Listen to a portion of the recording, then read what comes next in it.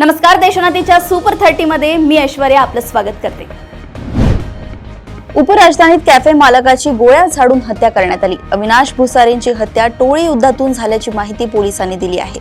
आपल्या चुलत भावाच्या हत्येचा बदला घेण्यासाठी आरोपींनी भुसारेंची हत्या केल्याचं पोलिसांनी सांगितलंय। डोंबिवली जवळील भोपर गावातील एका 43 वर्षाच्या शेतकऱ्याला किरकोळ कारणावरून मारहाण करण्यात आली। त्यानंतर पुन्हा त्या शेतकऱ्याला जीवे मारण्याच्या उद्देशाने ग्रामस्थांनी घरातून वडिलांची बंदूक आणून त्याला मारून टाकण्याची धमकी देत बंदुकीतून हवेत गोळीबार केला। या प्रकरणी मानपाडा पोलीस ठाण्यात भोपर गावातील रहिवासी योगेश मडवी यांच्या विरुद्ध गुन्हा दाखल केला आहे।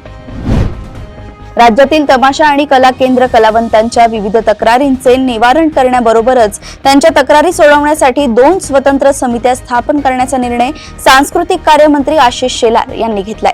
या निर्णयामुळे लोक कलावंतांना नक्कीच मदत मिळणार आहे असं बोललं जातंय। मुंबई मनपाड पंचवटी एक्सप्रेसच्या एका डब्यात भारतातील पहिल्यांदा ऑटोमेटेड टेलर मशीन बसवण्यात आले। हा भारतीय रेल्वेच्या इतिहासातील एक अनोखा उपक्रम आहे। बँक ऑफ महाराष्ट्राद्वारे प्रदान केलेलं हे एटीएम एसी चेअर कार डब्याच्या मागील बाजूस सामान्यतः छोट्या पॅन्ट्रीसाठी वापरल्या जाणाऱ्या जागेत स्थापित करण्यात आले। लवकरच हे एटीएम प्रवाशांच्या सेवेसाठी उपलब्ध होणार आहे।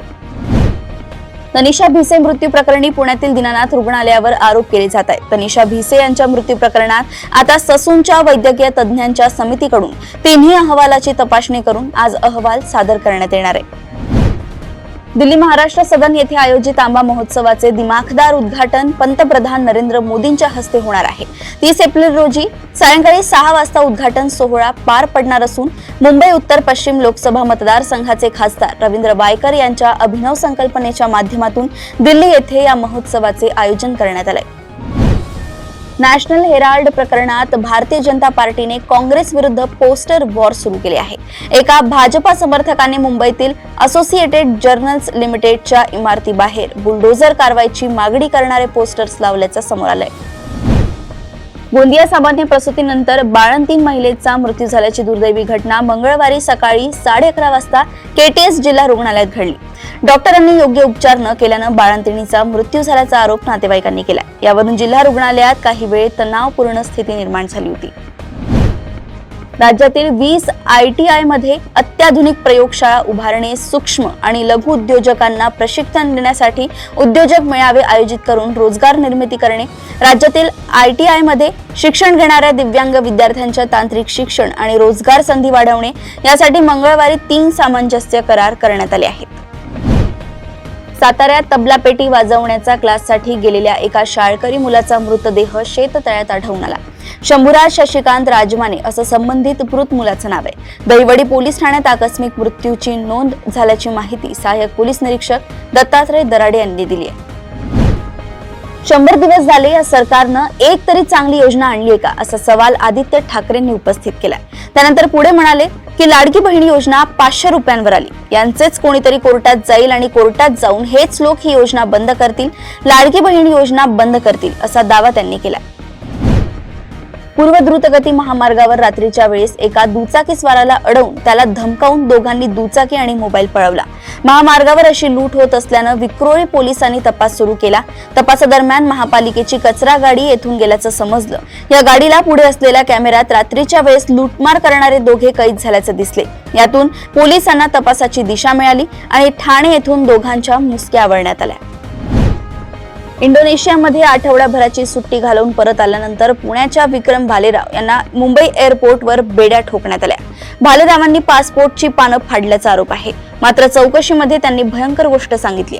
मागच्या वर्षी त्यांनी बँकॉकला 4 वेळा भेट दिली होती, परंतु ही गोष्ट कुटुंबापासून लपवण्यासाठी त्यांनी हे कृत्य केल्याचा दावा केला। मात्र पासपोर्ट कायद्याचे उल्लंघन आणि फसवणूक केल्यामुळे त्यांच्यावर गुन्हा दाखल झाला आहे। देहरोड येथील केंद्रीय विद्यालयाजवळ सोमवारी रोजी रात्री 11:30च्या सुमारास झालेल्या भीषण अपघातात 2 सख्ख्या भावांचा मृत्यू झालाय। या घटनेने मोठी खळबळ निर्माण झाली आहे। दीपक राजोरिया आणि योगेश राजोरिया यांचा अपघातात मृत्यू झालाय। दुचाकीवरील ताबा सुटल्यानं गाडी घसरली आणि अपघात झाल्याचं सांगितलं जातंय। अहिल्यानगर महापालिकेच्या नगर रचना विभागाच्या निष्क्रिय कारभाराचा शहरातील वर्दळीच्या माळीवाडा बसस्थानक नूतनीकरणाच्या कामात दिरंगाई निर्माण झाली असून मनपाने 2 दिवसात ना हरकत दाखला न दिल्यास तीव्र आंदोलनाचा इशारा माजी उपमहापौर गणेश भोसले यांनी दिला आहे. भोसले यांनी तसे पत्रही मनपा आयुक्तांना दिले.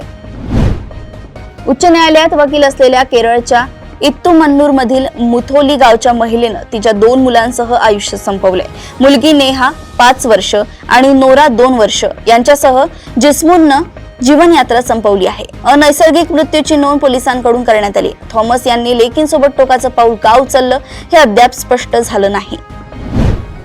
हरियाणातील भिवानीमध्ये एका महिलेने प्रियकराच्या मदतीने नवऱ्याचा खून केलाय. त्यानंतर दोघांनी मिळून नवऱ्याचा मृतदेह नाल्यात फेकून दिला.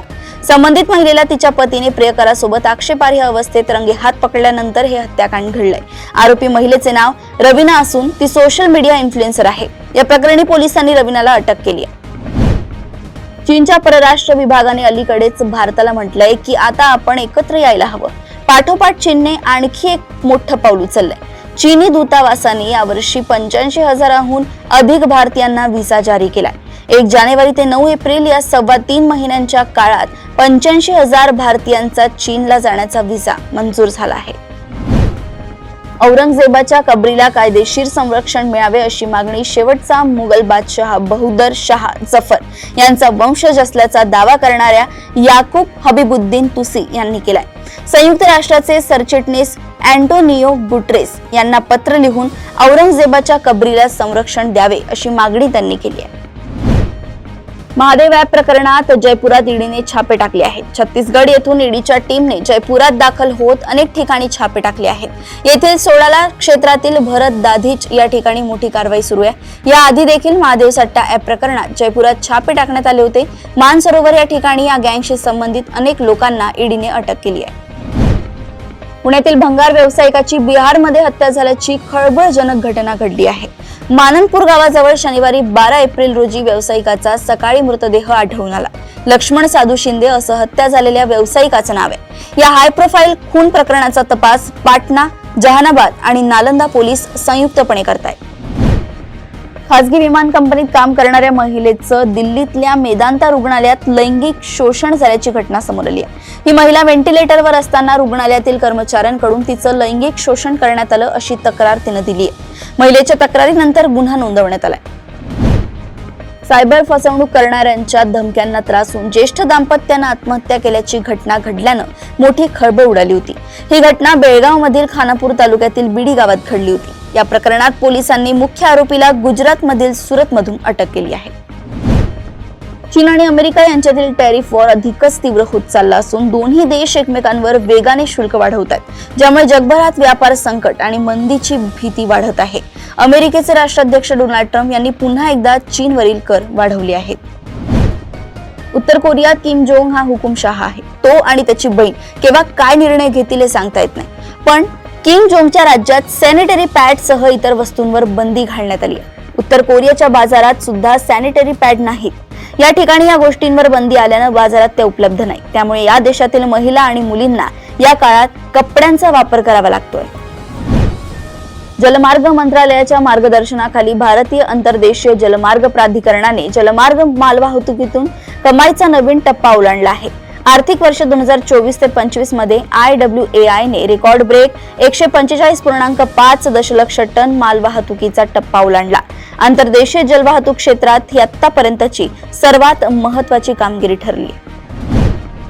अपात्र शिक्षक व शिक्षकेतर कर्मचाऱ्यांना बनावट शालार्थ आयडीच्या आधारे पात्र ठरवण्याच्या प्रकरणात सदर पोलिसांनी मंगळवारी धंतोलीतील विभागीय उपसंचालक कार्यालयात छापा टाकला. पोलिसांनी तब्बल 4 तास कार्यालयाची झाडाझडती घेत प्रकरणाशी संबंधित दस्तऐवज जप्त केले. राज्य प्रशासनाचे काम नेमके कसे चालते आणि त्याचा भाग होऊन तरुणांनाही प्रशासनाची कार्यप्रणाली शिकण्याची संधी मिळावी यासाठी मुख्यमंत्री फेलोशिप कार्यक्रम राबवण्यात येत आहे. त्यानुसार या कार्यक्रमात 60 फेलोंची निवड करण्यात येणार आहे. या फेलोशिप कार्यक्रमासाठी 15 एप्रिल ते 5 मे या कालावधीत अर्ज स्वीकारले जाणार असल्याचं जाहीर करण्यात आलंय. मराठीमध्ये थ्रिलर अथवा भयपट फारसे म्हणत नाही, परंतु काही फिल्ममेकर्स या जॉनरचे चित्रपट बनवत असतात. दिग्दर्शक ऋषिकेश गुप्ते एक भयपट घेऊन येत आहेत ज्याचं नाव आहे जारण. जारण ही एक अशी कथा आहे जी मानवी भावना, दडपलेले अस्तित्व आणि गूढतेच्या पायऱ्या चढत प्रेक्षकांना अंतर्मुख करत नाही. नुकतंच या चित्रपटाचे पोस्टर प्रदर्शित करण्यात आले. मुंबई क्रिकेट विश्वातून एक महत्त्वाची बातमी समोर येत आहे. मुंबई क्रिकेट असोसिएशनची सर्वसाधारण मंगळवारी बैठक पार पडली. या बैठकीत मोठे निर्णय घेण्यात आले आहेत. दरम्यान ऐतिहासिक वानखेडे क्रिकेट स्टेडियम मधील स्टँडला 3 जणांची नावं देण्याचा निर्णय MCAच्या सर्वसाधारण बैठकीत घेण्यात आलाय. या तिघांमध्ये 2 क्रिकेटपटू तर 1 राजकीय नेत्याचा समावेश आहे. अशाच सुपर 30 बातम्या जाणून घेण्यासाठी बघत रहा देशोन्नती. नमस्कार.